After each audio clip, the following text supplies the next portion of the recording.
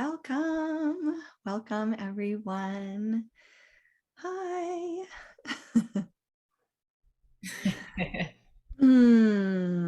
How are you today, Lindsay? I'm good.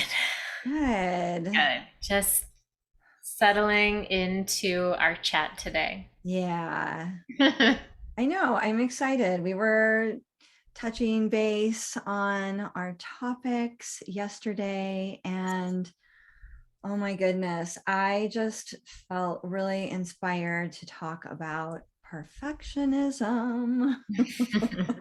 Can anyone relate? Yeah, oh, I'm probably not, but we'll Probably we'll talk about it anyway. not. No, I don't know anybody, nobody that has struggles with perfectionism. Oh my gosh.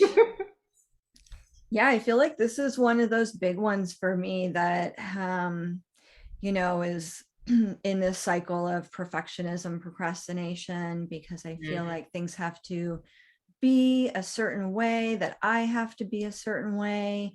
And in hindsight, looking back, like those certain ways are these imagined versions of myself or imagined um, ways that something that I'm creating is going to turn out.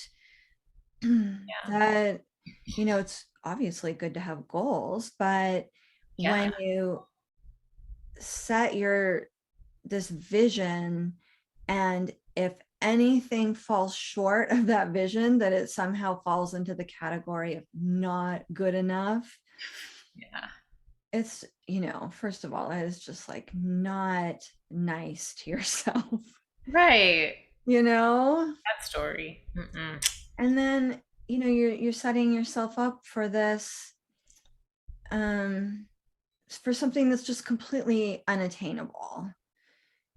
And when there's this inner knowing in the back of my mind that I've just set myself up, I think a lot of times it's unconscious, Oh, yeah. but why even start? Then, like, why am I going to put all this energy into something that probably is not going to be an enjoyable process because I've put such high expectations on the outcome? Mm, I haven't infused any joy into the process. And then subconsciously knowing that at the end, instead of being so proud of myself, or actually what inspired me to talk about it today was to be proud of myself every step of the way. mm. So important. Yeah, what is like this waiting, like I'll be proud of myself when. Right. Right. So what about, like, I'm gonna practice, like, okay, the perfect example is something I'm working on right now. I Yeah. A few years ago started playing the ukulele, and then for probably reasons that we'll be touching on today, but to me at the time, just completely mysterious reasons, I just stopped Mm. practicing. I just wonder how many people can relate to being inspired to try something new, to pick up a new skill, to be so excited about it, and for there to be something in that that's very nurturing on a soul level. Mhm. And then very quickly, the energy, the excitement dissipates, and we Yeah. just put that thing down. We put down that project, that new business. And, what's behind that? Mhm. So recently I got inspired to the ukulele again Yay. and started practicing. And of course, over time, you know, we're always in this conversation of more attention, and there's been more growth since the last time I worked in this process. So I've had more awareness of what's happening within me as Mm, I practice or as I resist practicing, the days that I don't practice, like what's happening? Because when yeah. I do practice, it's actually so fun. Right. And I Right. love the sound. It's just such a happy sound to me. I agree. And there's something very playful and childlike in the process for me. It's touching into something for me that feels very light and Mm, easy. I kind of want to say childlike. I think it's just like kind of touching into my inner child a little bit. And yeah. yeah, it feels joyful.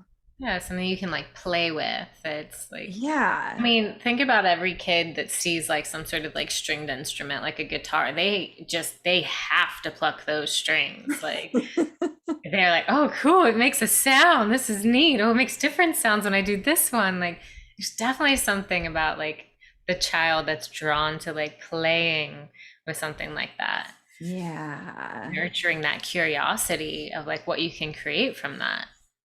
Yeah. And I think as an adult, it becomes a little bit tricky to stay in that curiosity, to stay in that playful state of what happens when I do this?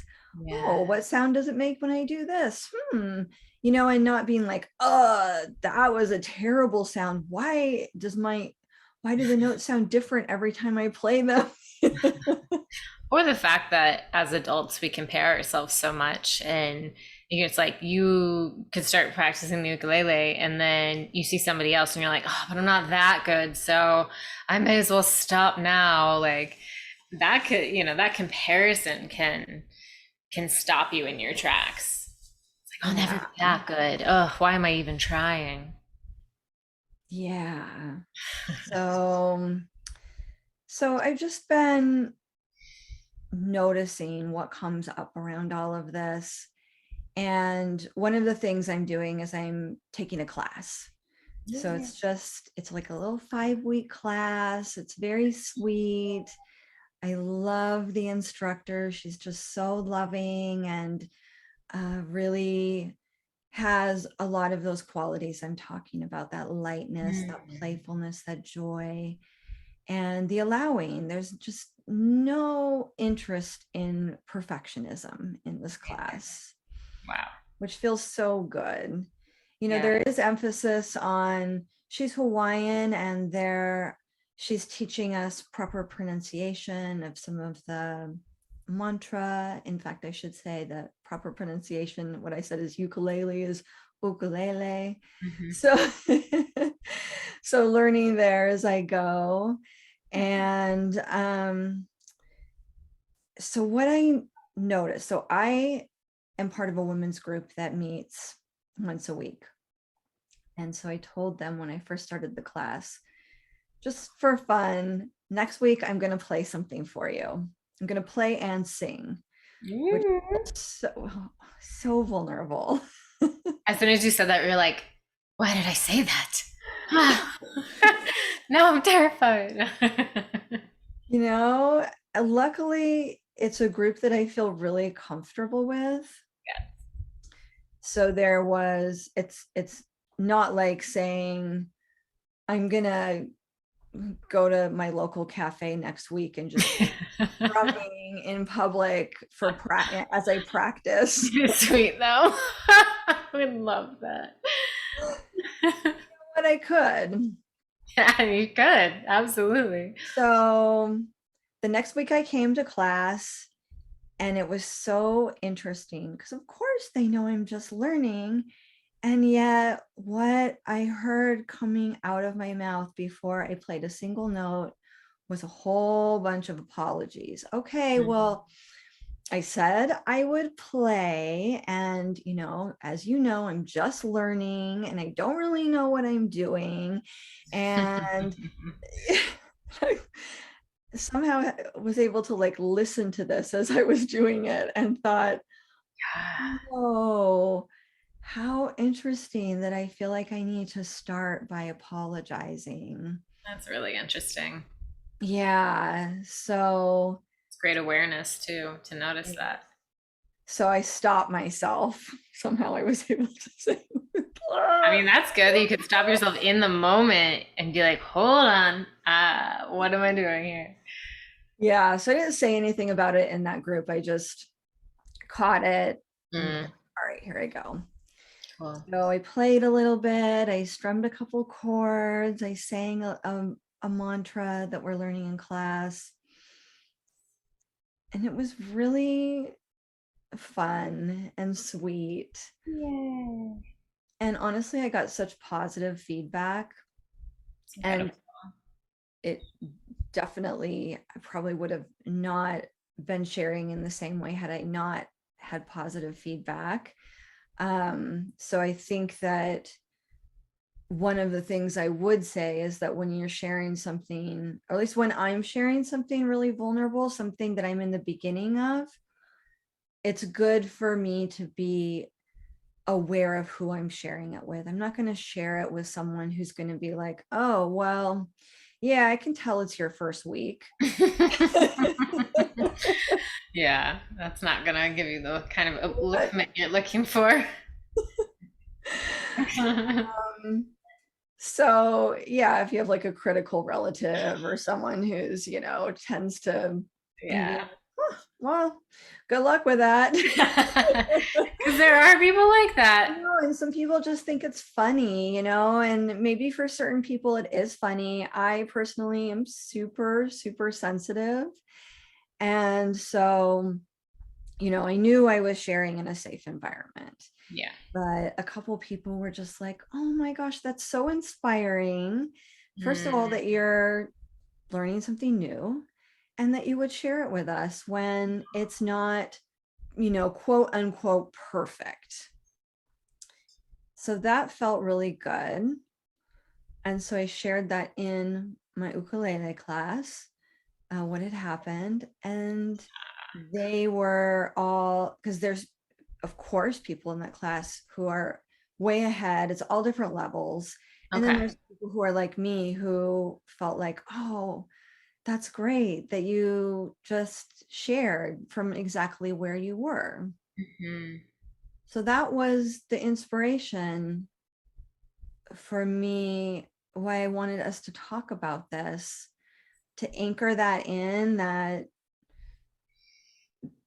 learning of just sharing from where I am, not needing it to be anything other than what it is right now. Yeah. It can be easy to get caught up in that idea. Like, I relate. There's lots of projects that I'm like, oh, this sounds so cool. I'm gonna do it. And then like I fall off, or I don't keep going forward with it because I'm like, oh, I'm not good. But it's like you have to keep practicing to like get to that place, and it doesn't have to be perfect, and it's allowed to be messy.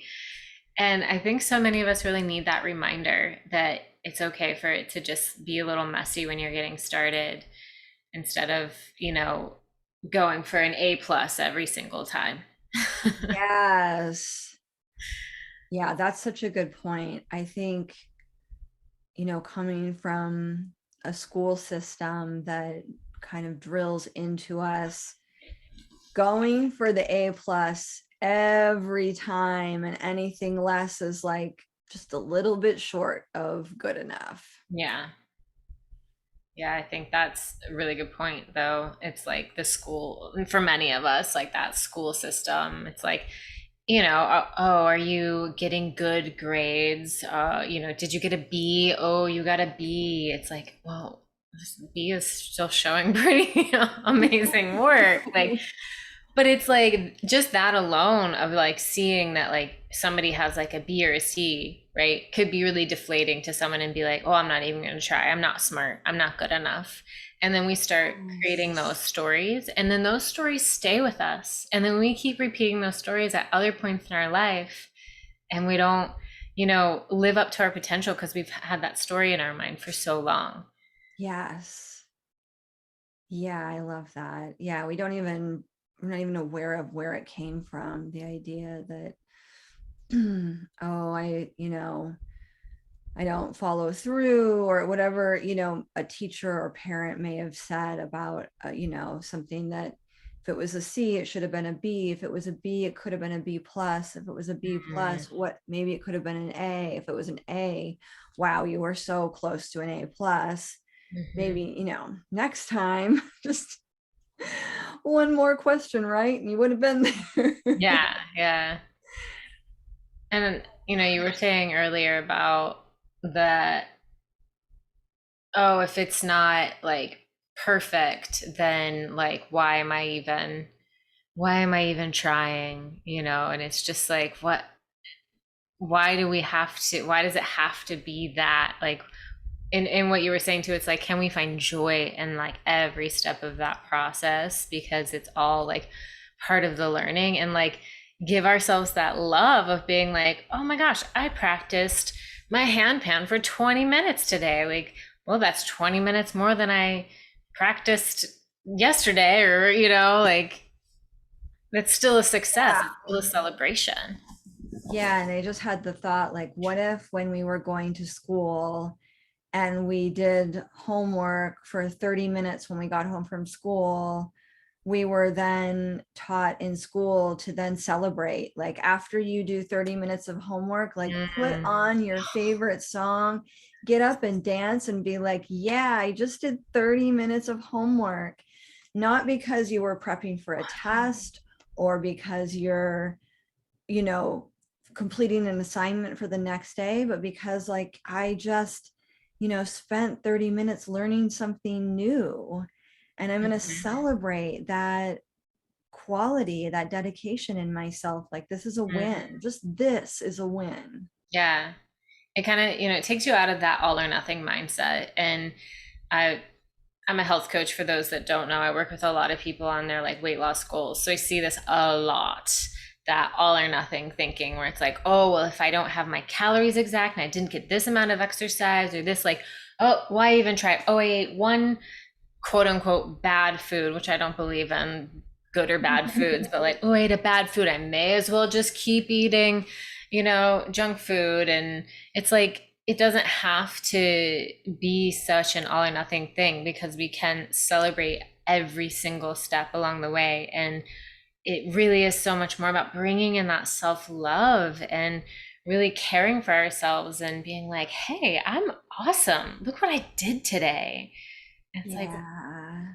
we should be celebrating what we accomplish every single day rather than looking back and being like, oh, but I didn't do that, you Right. Or know? yeah, it wasn't good. I mean, I did it, but it wasn't like it was good. It didn't sound good. Well, not yet. Yeah.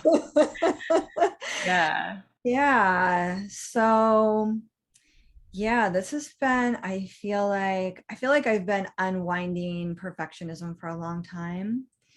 And again, it's not, there's no perfect end to unwinding perfectionism. Ah, I'm done. I no longer default to perfectionism. I did it perfectly. The irony, the I irony. know. But I can feel that in me too. Like I'm gonna perfectly dissolve my perfectionism. Yeah. It's like, but I also understand the idea of like that mindset of the perfectionism because it really, I think it's important too in an aspect of being like, that is the thing that makes us like drives us forward, that gives us that like, oh, I'm gonna do this, like I'm gonna have this ambition and I'm gonna reach for this goal. But there's a line, there's a balance of like not trying to be quote unquote perfect because really that doesn't exist. Like there is no definition of that. So what are we even striving for if we can't even define it? It's like some idea we're creating in our mind.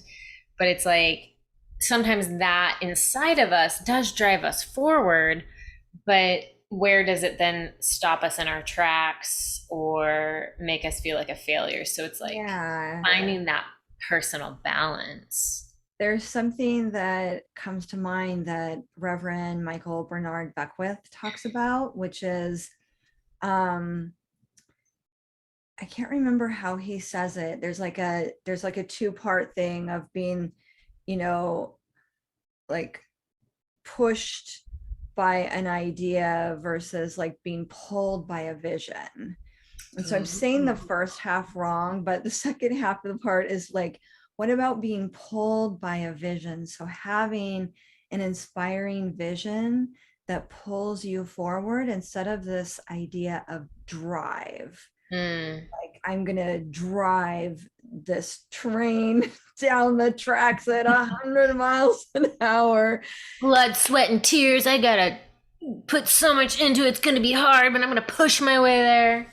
Yeah, so it's that idea of tapping into what's the vision, what's the inspiration, and can I Absolutely. be pulled forward by that so that there's less of this um, adrenalized state Mm-hmm. where Yeah. we're really damaging ourselves in the name of accomplishing a goal or Mm-hmm. moving our lives forward. Like we can move our lives forward and accomplish goals, bring things to completion that we dream of in a way that isn't harmful to our nervous system, Yeah. harmful to our emotions, like the, self-harm, like what we're talking about, the way we talk to ourselves. Absolutely. Yeah. Yeah.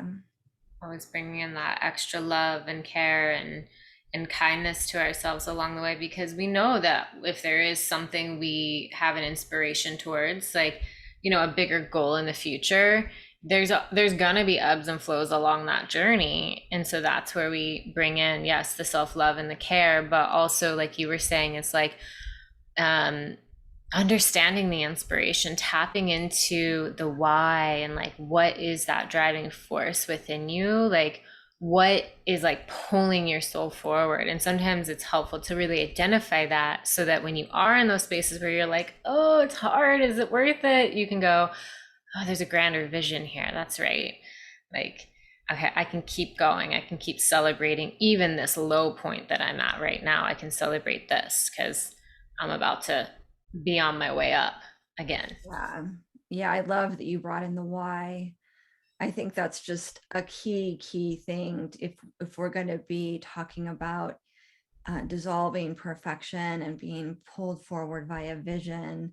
I love It that. all starts with sitting down, tuning into your heart and saying, why?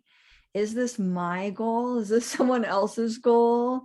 What Mm-hmm. really inspires me about this goal? Journaling all that out. Maybe you put it on your wall or your bathroom mirror so you see it every morning, so that, because every journey towards a goal is going to have high and low points and moments where you think, maybe I don't want to do this. Yeah. Maybe this wasn't a great idea. Or like, putting my ukulele down and walking past it every day for, I don't know, 4 years, Yeah. and not having had anything written down to say, oh, what happened? Oops. Yeah. To go back to that why, like, oh, this, actually brings me a lot of joy. The sound in my ear feels healing and uplifting. I love sharing with people I love. This is another beautiful way to share. And, we lead a breathwork circle. It's a way I could, open a circle. I could play during breath work. I could close a circle. Just taking the time to anchor into those things so that in a low point, there's actually an external resource then, Mm, that we're not yeah. just, Hmm. because I think, probably aren't capable of always self-resourcing.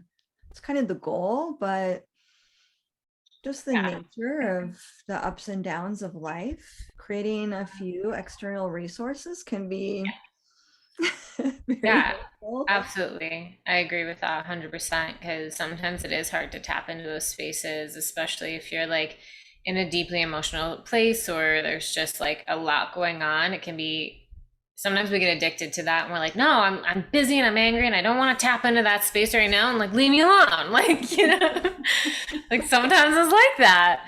So it's like, oh, okay, yeah, let me have that external resource available as well because that can be helpful too. And Yeah. So like you're saying, having that bad day, instead of just staying in like, this is a bad day, maybe by having that, I love that example, by having that external resource, you can be like, all right, well, maybe for 5 minutes, I'll try mm, this and see what happens. shift, shift, shift, shift. Yeah, and maybe it shifts you 1 degree. Maybe you Yeah. go from like enraged to mad. A little less enraged. No, yeah. Right. But again, that's the step on the ladder, right? We're not going, I'm gonna sit down and I'm gonna be happy. That's that perfection mindset. This is gonna make me feel better. Like, what if I can feel just a little bit better right now? Yeah, What's that like? That there's so many, I just feel like there's so many different ways you can look at this topic, you know, like yeah, in so many different aspects. But I also did want to mention too that as a real example for us, that this podcast is exactly kind of what we're talking about, the perfectionism. And we could sit here and go, well, we can't record anything yet because we don't have the exact perfect microphone and we don't have the exact perfect background and we don't have the exact perfect script and blah. Like, we're not scripting these. Like, that's not the plan. And we can make up so many reasons and excuses, but we're like, what if we just start recording and see what happens? yeah, and share from our hearts Yeah. and And just that's trust. fun. That's so much more fun than if we were to literally sit down and write a script and be like, okay, we have to now talk about this piece. And like, we wouldn't really be tapped into that intuitive space that is that thing that's, how did you put it? That's pulling us forward or Yeah, being pulled forward by a yeah, vision. yeah, it's sort of like I put that kind of in that category because we could look at it and be like, all right, we got to get this done and this is our schedule and we got to do like some of that is helpful, yeah, to create a schedule. But like then when we sit down and we just go, all right, let's talk about something and we let that like intuitive force guide us. That's so much more fun and freeing to play in. Yeah. Yeah.